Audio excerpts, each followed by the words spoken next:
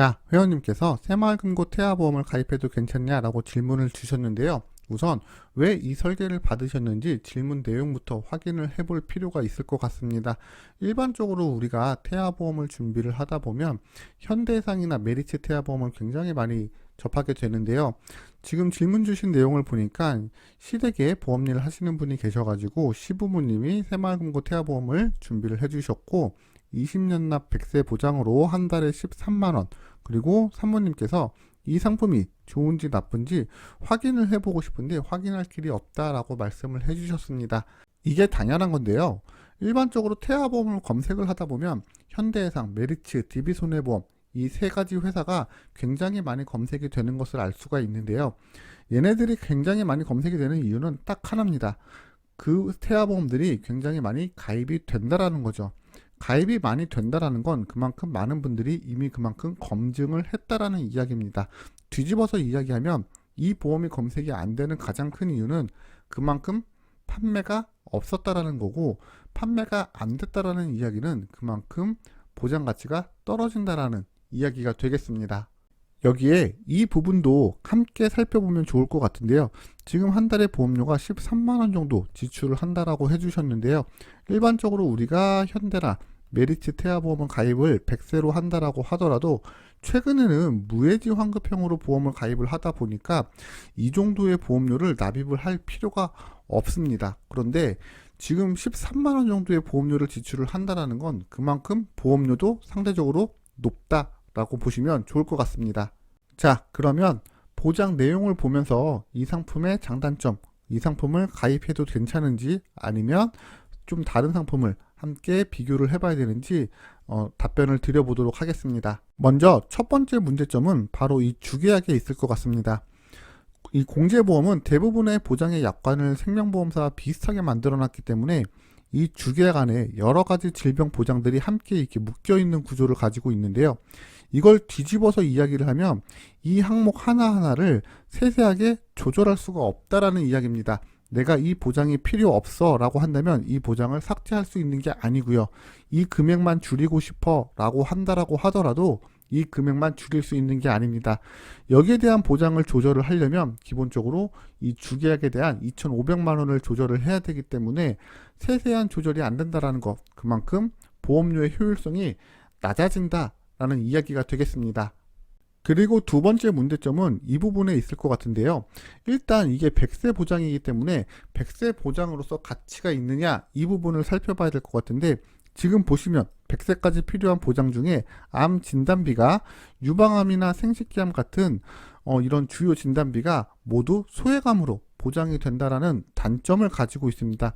우리가 암보험을 가입할 때 이런 유방암이나 생식기암이 일반암에 보장이 되느냐 안 되느냐 이 부분이 굉장히 중요한데요. 지금 살아갈 날이 굉장히 많이 남아있는 이 아이한테 이런 생식기암이 소액암으로 분류된 암보험을 굳이 준비를 해줄 필요가 없다라고 보여지고 있습니다. 그리고 이 설계를 보시는 분들이 오해를 하실 수 있는 게 하나가 있는데, 지금 보장 금액이 너무 낮은 거 아니냐라고 하실 수가 있는데요. 여기 보시면 암 진단비 추가 특약이 있기 때문에 사실상 보장 금액은 그렇게 낮지 않다라고 이해를 하시면 되겠습니다. 그러면 다른 문제점은 어떤 게 있는지 조금 살펴보려고 하는데요. 쭉 내려보다 보니까 골절 진단비도 눈에 보이고요. 아까 말씀드린 암 진단비 추가로 보장되는 거 내용을 확인할 수가 있고요. 그 다음에 내리다 보니까 청소년 질환도 보이고, 그 다음에 이제 여러 가지 수술비, 그리고 치아 보장 이런 항목들도 보이네요. 그리고 100세 보장까지 이끌어 가는데 정말 중요하게 필요한 진단비를 하나 확인을 할 수 있는데요. 이 부분도 조금 같이 살펴보면 도움이 될 것 같습니다. 여기에 보니까 2대 질병 진단 특약이라는 항목이 있는데요. 이 특약에서 뇌출혈과 급성심근경색이 보장이 되는 것을 확인을 할 수가 있습니다. 그런데 어머님, 아버님들도 암보험을 준비를 하다 보면 일반적으로 뇌출혈, 급성심근경색 이런 거 가입을 안 하시거든요. 요즘은 뇌혈관 진단비, 허혈성 진단비를 좀 많이 가입을 하시는데, 뒤집어서 얘기를 하면 이 보험을 가입한다라고 해도 이 부분을 다시 보완을 해줘야 되는 상황인 거고요. 뒤집어서 얘기하면 이 보험은 100세 보장으로는 정말 값어치가 없구나 라고 생각을 하시는 게 맞습니다. 그리고 보장을 조금 내려서 다른 보장을 한번 살펴볼 건데요. 가장 큰 문제가 바로 이 부분에 있습니다. 태아보험 같은 경우는 기본적으로 출생할 때 발생될 수 있는 선천적인 질병, 그리고 태어나서 1, 2년 사이에 발생될 수 있는 선천적인 질병이 얼마나 꼼꼼하게 보장이 되느냐, 이 부분도 살펴볼 필요가 있는데요. 앞서 말씀드린 현대라던가 메리츠, DB손해보험 같은 경우는 이러한 선천질병에 대한 보장이 굉장히 꼼꼼하게 구성이 되어 있는 반면에 지금 공제보험이나 생명보험사의 선천적인 질병 보장은 이들에 비해서 조금 협소하기 때문에 보장 가치가 떨어진다라고 볼 수가 있습니다. 이 부분을 같이 한번 살펴보면 조금 도움이 될 것 같은데요. 저체중아로 출생 시 이 저체중아의 기준이 2.0kg로 되어 있는 것을 확인을 할 수가 있습니다. 그런데 앞서 말씀드린 이 현대라던가 메리츠 같은 경우는 2.0kg로 태어나게 된다라고 한다면 극소라는 표현을 씁니다.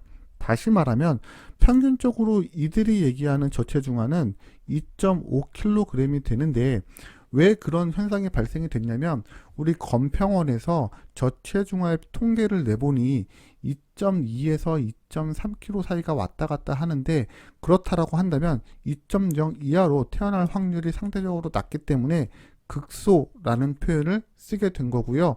극소로 태어나게 된다면 보장 금액이 훨씬 더 높은 금액을 지급을 하게 되어 있습니다. 다시 말하면 출생할 때부터의 그 리스크가 이 공제보험과 손해보험이 조금 다르기 때문에 만약에 뱃속의 아이가 정말 태어나서 만에 하나의 사고에 대응을 하기 위해서 가입하는 게 태아보험이다 라고 한다면 지금은 공제보험을 가입하는 게 그렇게 실익이 없다라고 보여지고 있습니다. 위에서 살펴봤듯이 100세 보장으로서의 값어치도 없고요. 출생 시점에 태아 보장으로도 값어치가 없기 때문에 굳이 이 보험을 가입할 필요가 있나 싶긴 합니다. 그래서 만약에 산모님께서 올바르게 태아 보험을 좀 준비를 하고 싶다라고 한다면 없다라고 보여지고 있습니다. 그래서 산모님께서 태아 보험을 올바르게 가입을 하고 싶다라고 한다면 딱 한 번 그냥 죄송스러움을 무릅쓰고 시부모님한테 거절 처리를 하시고요. 현대라던가 메리츠, DB 이런 손해보험의 상품으로 태아보험을 준비하시는 것을 추천드리도록 하겠습니다.